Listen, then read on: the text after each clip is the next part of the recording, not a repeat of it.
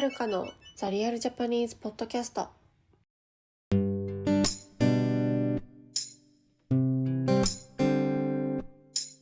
い、皆さんこんにちは。お元気でしょうか？はーい、今日はですね、アニメモブサイコ100の卒業イベントに私は一人で行ってきましたので、今日はモブサイコの魅力を皆さんに広めていきたい、そんなエピソードになります。はーい。はい。モブサイコ好きですか？皆さん見たことありますか？結構日本よりも海外の方がモブサイコは知名度が高いらしいんですよね。私は大好きの大好きの大好きなんですよね。世の中にはいい作品はたくさんあるんです。アニメだけではなく、映画、ドラマ、本、何でもいろんな作品があって、好きな作品も私はたくさんあるんですけれども、モブサイコは特別な作品なんですよ、私にとって。辛い時とか、悲しい時とか、そういう気分が落ち込んでる時は、私は必ず、モブサイコ見ます。これは本当です。本当に見るから、私何回も見てるんだけど、モブサイコはね、勇気をくれるというか、元気をくれる作品なんですよね。なので私今回の卒業イベントは、本当に悲しかった。寂しいっていう気持ち、終わってほしくないっていう気持ちはすごくありましたけれども、はい。モブサイコ、私はね、花澤照樹というテルが好きなんですけど、キャラクター全部好きなんですよ。はい。で、今日はモブサイコの、名言、日本のセリフ、皆さん知らない方もいらっしゃると思うので、名言を皆さんにちょっと紹介していきたいと思います。うん。モブサイコどんな物語って思った方いると思うんですけど、超能力が使える中学2年生の男の子、モブ、ニックネームなんだけど、モブくんっていうモブがいてですね、モブが、師匠と呼んでるレーゲン・アラタコという29歳男性がいるんですよ。でこいつはですね、詐欺師です。自分は霊能力者だって言って、詐欺師で働いてるんで仕事してるんですよ。詐欺師として。で、自分は何の力もなくて、何にもできないから、その超能力を使えるモブを利用して、自分の仕事をしてるみたいな感じの男なんです。はい。メインキャラクターはこの二人です。主にこの二人の成長物語になります。はい。で、モブサイコね、一番最初の第1話とか2話とかを見る限りだと、ホラーコメディアクションアニメかなと思ったりするんですよ。ホラーって言ってもそんなに怖くないんだけど、だけど違うんですよね。モブサイコっていうのは、心の成長物語、人生とは何かみたいな物語がテーマなんですよね。だから、イベントでもよく出たんですけど、モブ役の声優さんの伊藤さんとか、その霊言役の声優さんの、桜井さんも同じこと言ってたんですけど、二人が紹介した、なんていうの、印象に残る言葉っていうのは、モブは僕の人生の主役は僕だ。で、レーゲンはモブに伝えた、お前の人生の主役はお前だろ、モブっていう言葉ですね。はい。この人生の主役は僕だっていうのが、テーマなんですよね、この物語の。そう。それがすごくいいのよね。そういうテーマに沿ったストーリーが進んでいくんだけど、いっぱいいいストーリーがありました。まず、第1期ですね。第1期は、まず、やっぱテルですよね。花沢照樹との戦いが凄まじかったです。ちょっとネタバレ含んじゃうので嫌な人は飛ばしてほしいんですけど、あんまりストーリーの深くまではネタバレしないので、はい。そのテルっていうモブと同じように超能力を持ってる人がいるんですけど、モブは超能力を使わない自分の魅力を見つけたいっていうタイプ。だから超能力否定をしてるタイプなんですよ。で、テルは超能力を使えて、超能力があるから俺は特別だから、他の人はどうでもいいっていうタイプ。で真逆の考えを持つ超能力者がバトルを繰り広げるというシーズン1。はい。で、イベントでもね、やっぱりね、このテルの戦いは一番やっぱり話題になっていました。まあ、頭がなくなってね、テル頭頂部0%になったり、まあ、全裸になって、ぶっ殺すとか言って、ブチ切れてましたけど、テルは。あのシーンはね、すごく心に残るセリフとかもありながらも笑える。そしてアクションも素晴らしいっていう、なんかいろんなものが詰まったシーンでしたね。うん。はい。で、あとはですね、一期は、やっぱりリツとの関係ですね。弟のリツくん。はい。弟のリツくんは、モブと正反対で、この子も。モブは超能力を使えるんだけど、その他は、全部下手。何にもできない。みたいな。コミュニケーションも取れない。感じ。友達もあんまりいない。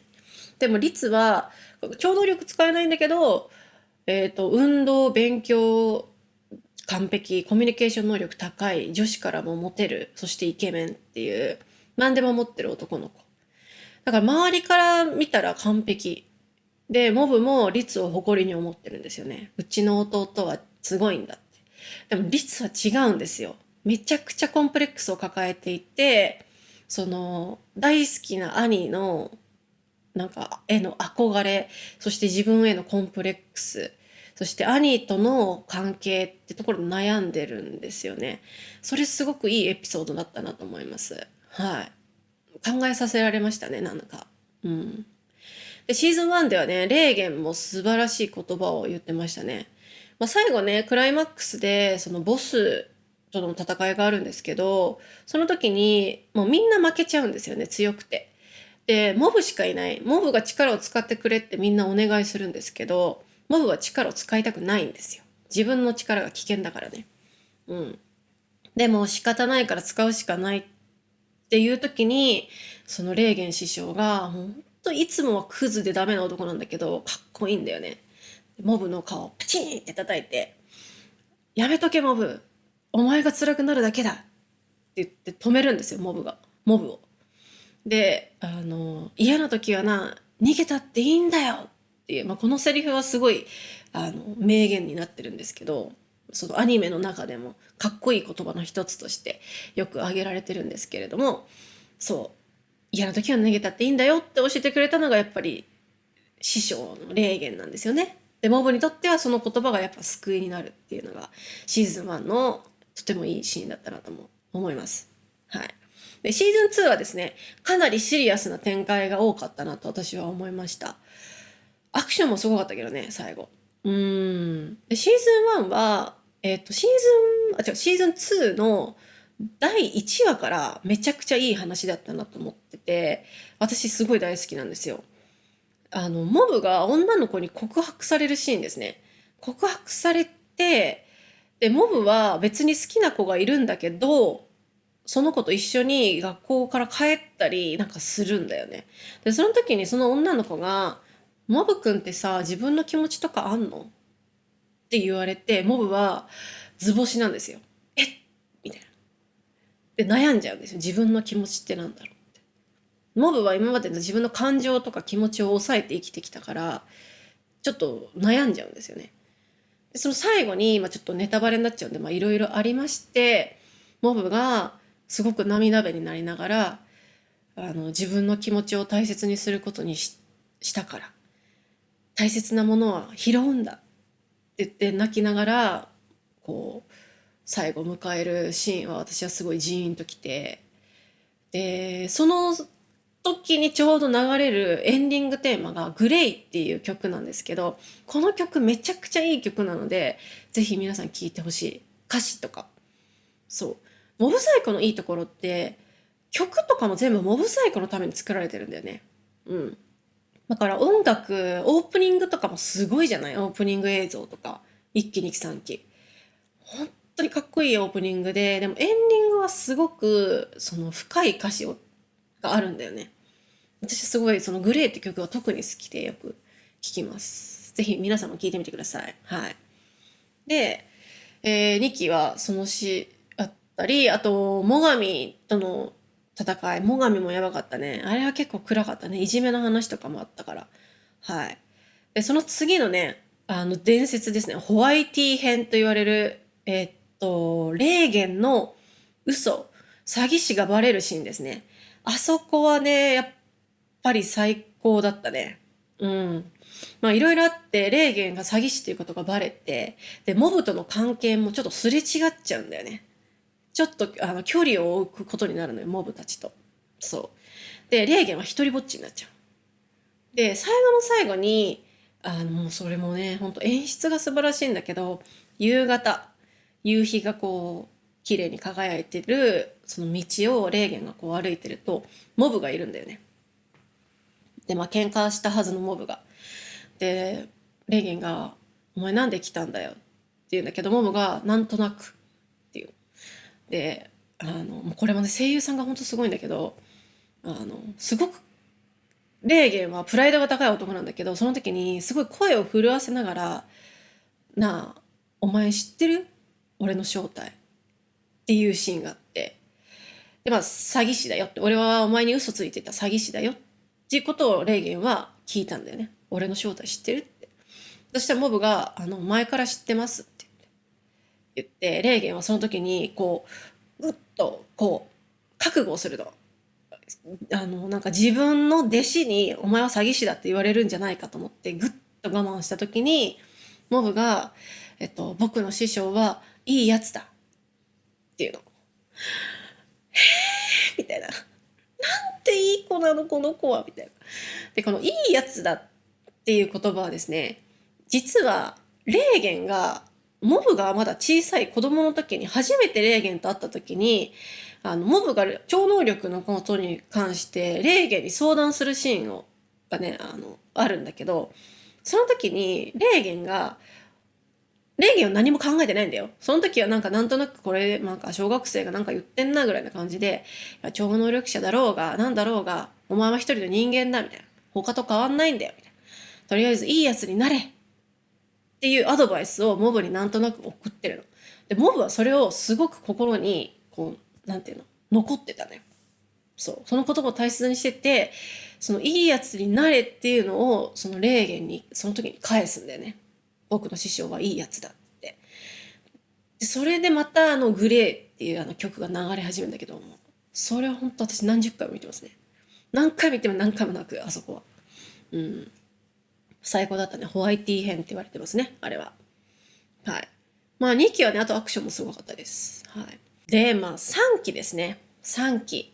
3期はもうずーっと私は泣いておりました。はい。素晴らしかったと思います。うん。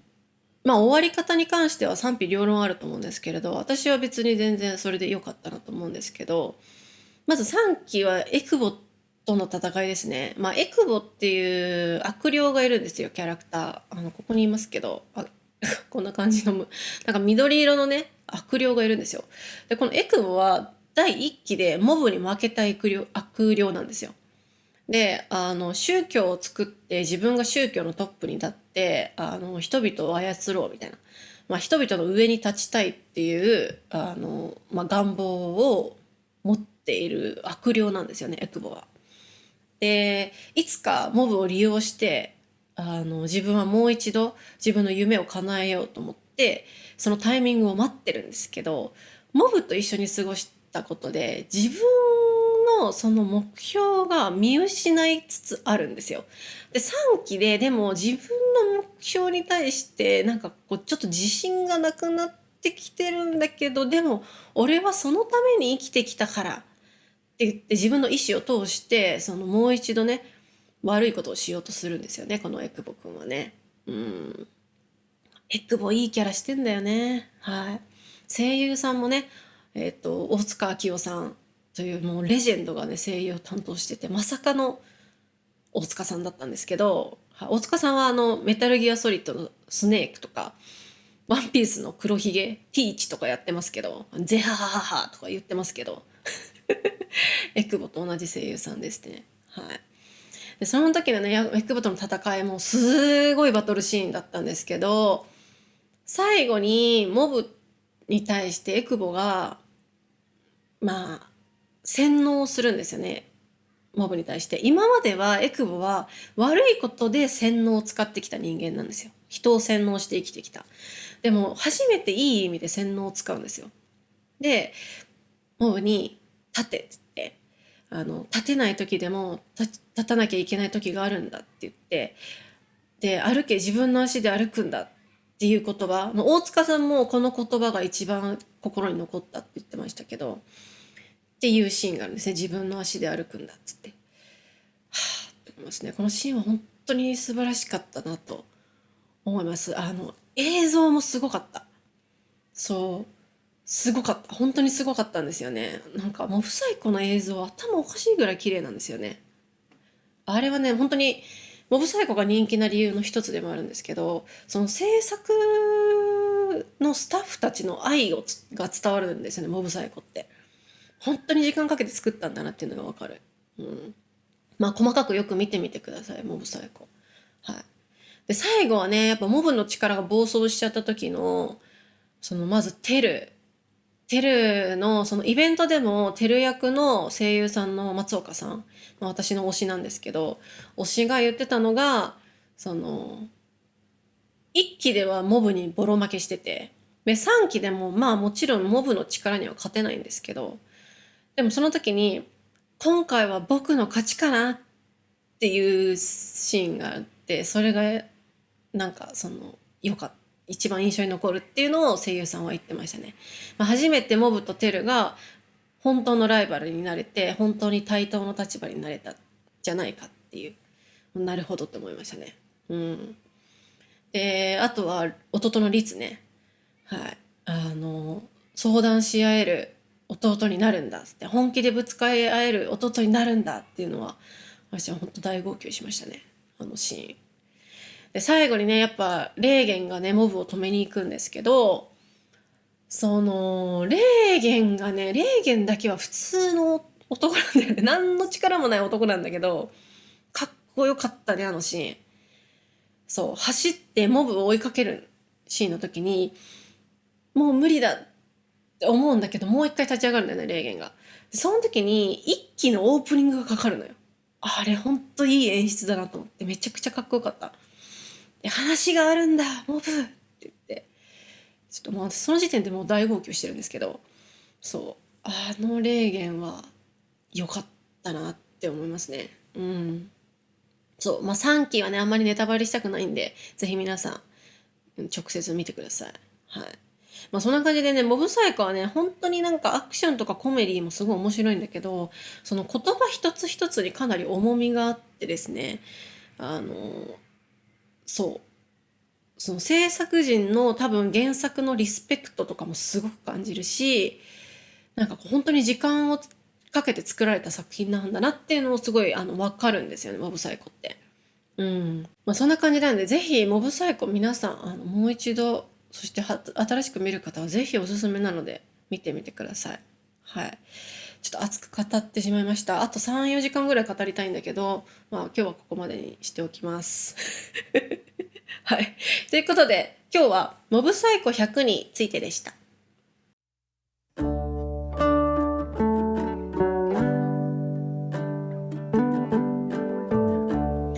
はい。